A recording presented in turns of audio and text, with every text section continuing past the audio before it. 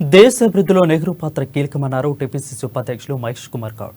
హైదరాబాద్ విలీన ప్రక్రియ కేవలం వల్లభాయ్ పటేల్ వల్లే జరగలేదని, నెహ్రూ వల్లభాయ్ పటేల్ తీసుకున్న ప్రభుత్వ సమిష్టి నిర్ణయం అన్నారు. అయితే హైదరాబాద్లో భారత్లో విలీనం బీజేపీ పాత్ర ఏం లేదన్నారు. కులాల పేరుతో మతాల పేరుతో విభజించి పాలించారని బీజేపీ చూస్తుందని మహేష్ కుమార్ గౌడ్ విమర్శలు గుప్పించారు.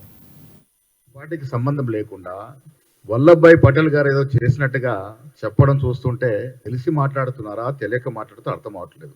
నెహ్రూ వల్లభాయ్ పటేల్ గారి యొక్క మైత్రి, వారి యొక్క స్నేహం, వారి యొక్క త్యాగం ఈ దేశ ప్రజలందరూ తెలుసు. కాంగ్రెస్ పార్టీ నాయకులుగా ఆనాడు నెహ్రూ గారు తీసుకున్న నిర్ణయమైనా, వల్లభాయ్ పటేల్ గారు తీసుకున్న నిర్ణయమైనా ఇది సమిష్టి నిర్ణయం. కాంగ్రెస్ పార్టీ ఆధ్వర్యంలో నడుస్తుంటే ఆనాడు భారత ప్రభుత్వం తీసుకున్న నిర్ణయం. తెలంగాణని భారతదేశంలో విలీన ప్రక్రియ అనేది కేంద్ర ప్రభుత్వం తీసుకున్న నిర్ణయం. ఆ నిర్ణయంలో భాగస్వాములు నెహ్రూ గారు, వల్లభాయ్ పటేల్ గారు.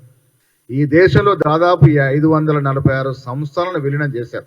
ఆనాడు ఇక్కడ పరిపాలించిన నిజాం ప్రభు ప్రజలంతా కోరుకున్నప్పుడు కూడా విలీనానికి వ్యతిరేకంగా ఉంటే నెహ్రూ గారి ఆదేశాల మేరకు, ప్రధానమంత్రి నెహ్రూ గారి ఆదేశాల మేరకు వల్లభాయ్ పటేల్ గారు హైదరాబాద్ రావడం, హైదరాబాద్ చుట్టూ పరిసర ప్రాంతాల్లో మెటీరియల్ మోహరించడం వల్ల నెహ్రూ గారు ప్రజాభిష్టం మేరకు విలీనానికి అంగీకరించడం చేయడం జరిగింది. ఇలా